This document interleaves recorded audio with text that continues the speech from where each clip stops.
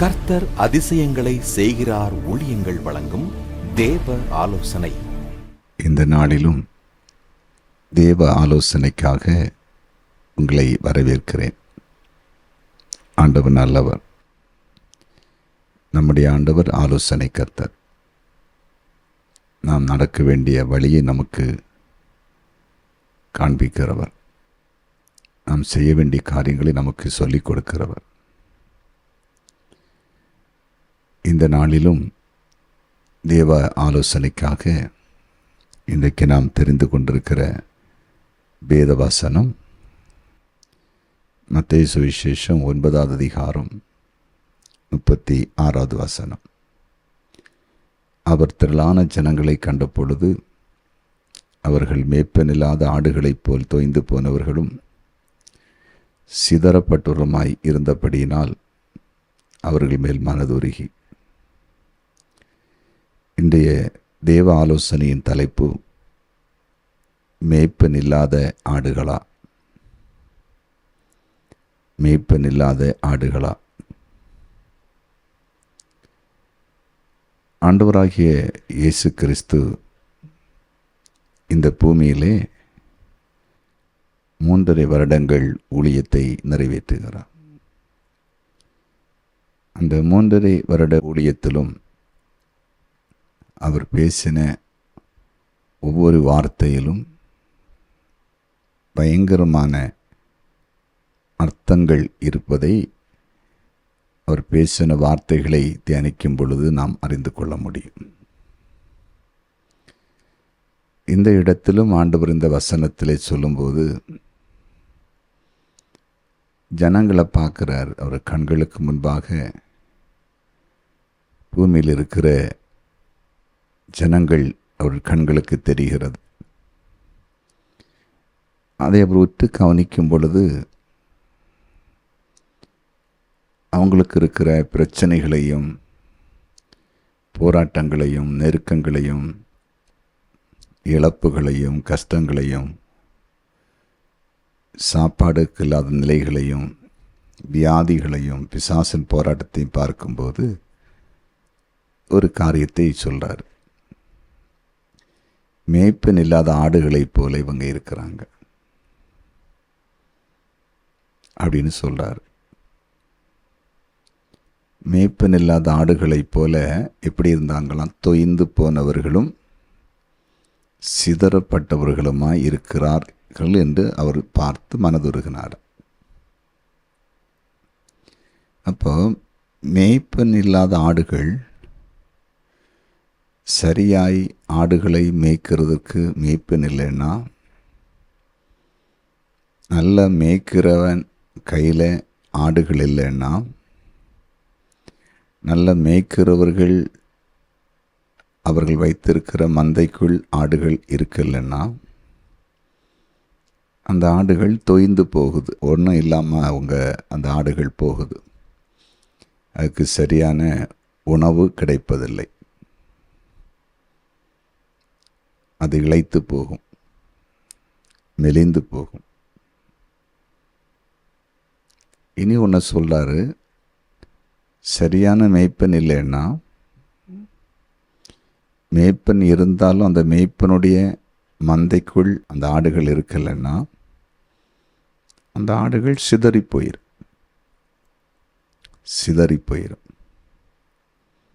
அங்கங்கே சிதறி அலைந்து கொண்டே தெரியுமா? இந்த வசனங்களை நாம் பார்க்கும் பொழுது மேய்ப்பனுடைய கரத்தில், மேய்ப்பனுடைய மந்தையில் இருக்கிற ஆடுகளைப் போல ஆண்டவராகிய இயேசு கிறிஸ்துவை ஏற்றுக்கொண்டிருக்கிற ஒவ்வொருவரும் தனக்கு நியமிக்கப்பட்ட மேய்ப்பன் யார்? என்னுடைய மந்தை எது? என்னுடைய சபை எது என்பதை சரியாக கண்டுபிடித்து அந்த மேய்ப்பனுடைய கரத்துக்குள், மேய்ப்பனுடைய மந்தைக்குள் அடங்கியிருந்து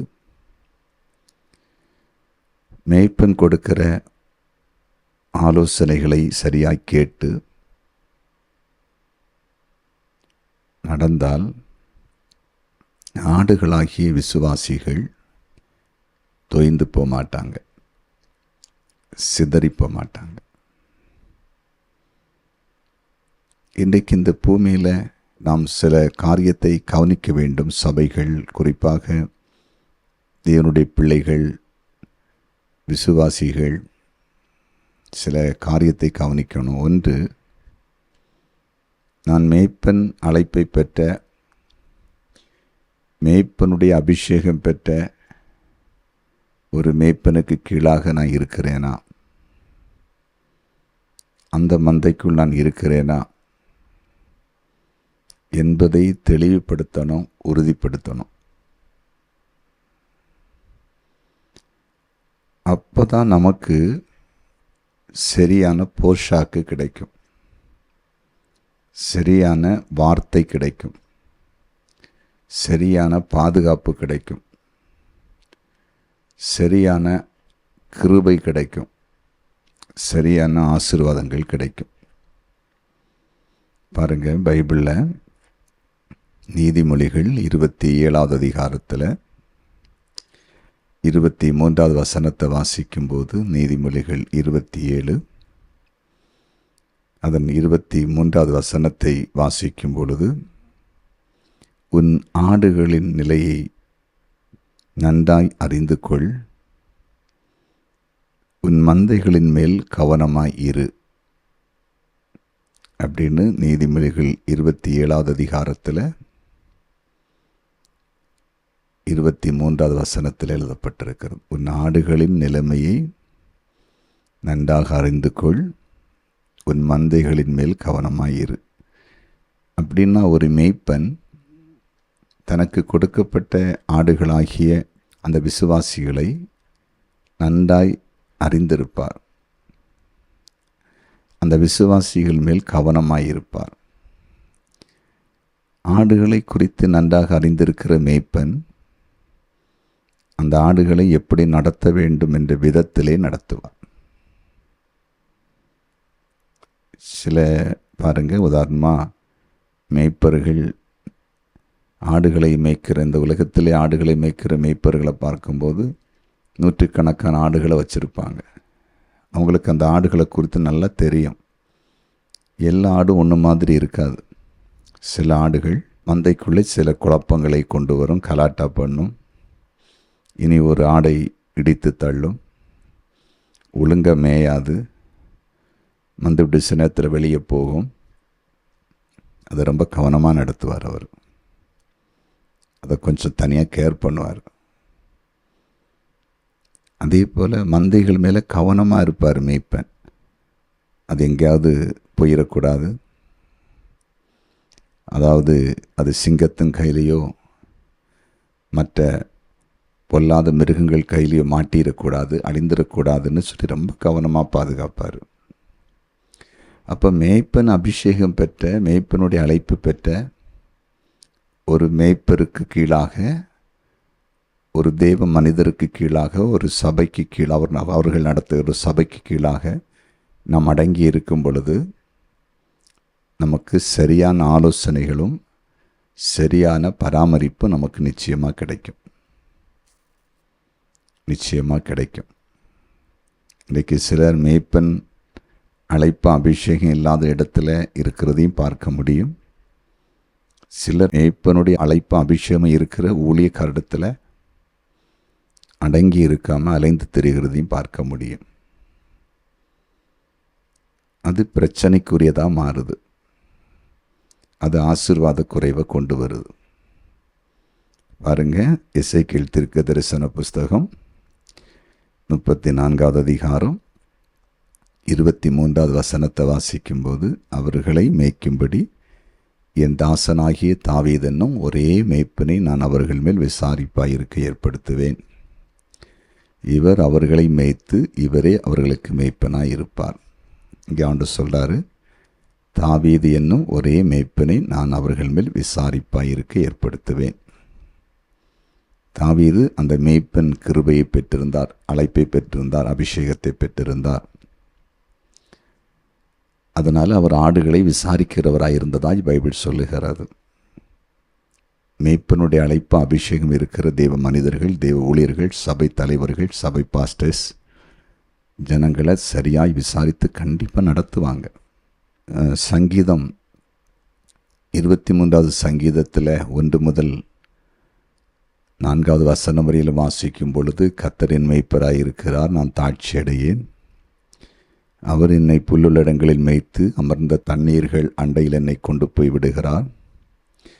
அவர் என் ஆத்துமாவை தேற்றி தம்முடைய நாமத்து நிமித்து என்னை நீதியின் பாதையில் நடத்துகிறார். நான் மரண இருளின் பள்ளத்தாக்கிலே நடந்தாலும் பொல்லாப்புக்கு பயப்படேன். தேவர் என்னோடு கூட இருக்கிறீர், உமது கோலும் தடியும் என்னை தேற்றும். இங்கே மேய்ப்பனை குறித்து ஆண்டவர் தெளிவாய் சொல்றார். தாவீதை கொண்டு சொல்றாரு, என் ஆண்டவர் எனக்கு மேய்ப்பர். அவர் மேய்ப்பராக இருக்கிறதுனால எனக்கு என்னெல்லாம் நடக்குதுன்னு சொல்றாரு. அதே போல தான் இந்த பூமியில் நமக்கு ஆண்டவர் கொடுக்கிற மேய்ப்பன் யார் என்று சொல்லி கண்டுபிடித்து அந்த மேய்ப்பனுடைய மந்தையில் நம்ம இருக்கும்போது அந்த சங்கீதம் 23 சொல்லப்பட்ட நன்மைகள் நமக்கு கிடைக்குது. மேய்ப்பன் என்ன செய்கிறாராம்? நல்ல புல்லுள்ள இடங்களில் மேய்க்கிறார், அமர்ந்த தண்ணீரண்டையில் நம்மை கொண்டு போய் விடுகிறார். பின்ன செழிப்பின் பாதையிலே நடத்துவார். நம்ம தொய்ந்து போக மாட்டோம், நல்ல செழிப்பாக இருப்போம்.